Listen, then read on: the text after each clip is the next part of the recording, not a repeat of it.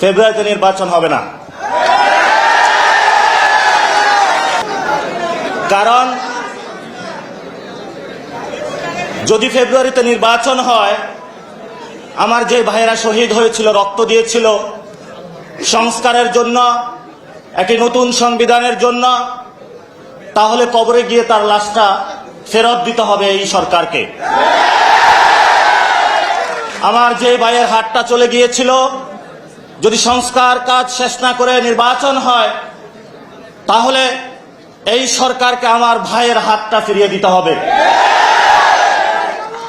যে মায়ের বুক খালি হয়েছিল, যদি সংস্কার ছাড়া, একটি নতুন সংবিধান ছাড়া বাংলাদেশে নির্বাচন হয়, তাহলে ওই মায়ের বুকের সন্তানকে ফেরত দিতে হবে।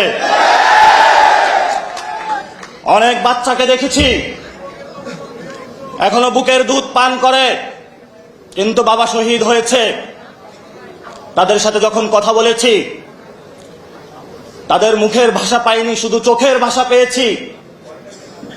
চোখের ভাষাটা ছিল অশ্রু। যে অশ্রুতে তারা বলেছিল,